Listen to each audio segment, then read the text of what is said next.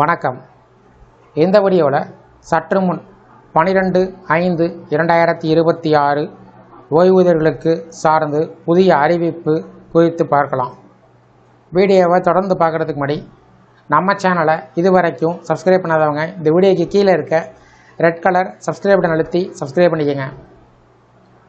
ஓய்வூதியர்கள் பயன்பெறக்கூடிய வகையில் அவ்வப்போது அகவலைப்படி நிலுவைத் தொகை, கருணைத் தொகை பற்றிய அறிவிப்புகள், வாழ்வுச் சான்று சமர்ப்பிப்பது சார்ந்த தகவல்கள், ஓய்வூதியர்கள் குறைதீர் கூட்டம் பற்றிய முக்கிய தகவல்கள், அவர்கள் பின்பற்ற வேண்டிய வழிமுறைகள், அதற்கான நிபந்தனைகள் வெளியிடப்பட்டு வருவது குறிப்பிடத்தக்கது.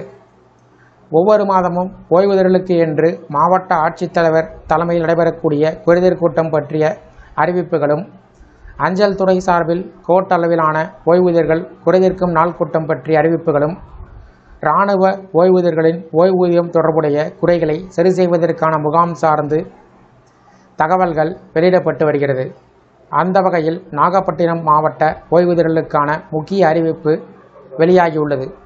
நாகப்பட்டினம் மாவட்ட ஆட்சித்தலைவர் ஆகாஷ் அவர்கள் வெளியிட்ட தகவலின்படி, ஓய்வூதியர் குறைதீர்ப்பு கூட்டம் வருகிற 12/6/2026 அன்று நாகப்பட்டினம் மாவட்ட ஆட்சியர் அலுவலகத்தினுடைய முதன்மை கூட்ட அரங்கத்தில் காலை 10:30 மணிக்கு நடைபெற உள்ளது. மாநில அரசினுடைய பல்வேறு துறையில் பணிபுரிந்து ஓய்வு பெற்றவர்களுடைய நீண்ட நாள் ஓய்வூதிய குறைகளை தீர்க்கும் நோக்கத்தில் இந்த கூட்டம் நடத்தப்படுகிறது. மேலும் இந்த நிகழ்வில் திருச்சி கருவூல கணக்குத்துறை மண்டல இணை இயக்குனர் கலந்து கொள்ள உள்ளார் என்பது குறிப்பிடத்தக்கது. ஓய்வூதியர்கள் தங்களது குறைகளை எழுத்து மூலம் அதிகாரபூர்வமாக அனுப்புமாறு மாவட்ட நிர்வாகம் கேட்டுக்கொண்டுள்ளது. மனுக்கள் இரட்டை பிரதிகளில் அனுப்பப்பட வேண்டும் என்று அறிவுறுத்தப்பட்டுள்ளது. மனுக்களில் மனுதாரர் பெயர், அவர் ஓய்வு பெறும்போது வகித்த பதவி, முழுமையான முகவரி, ஓய்வு பெறும்போது பணியாற்றிய அலுவலகம், ஓய்வு பெற்ற நாள் மற்றும் ஆண்டு ஆகியவை குறிப்பிடப்பட வேண்டும்.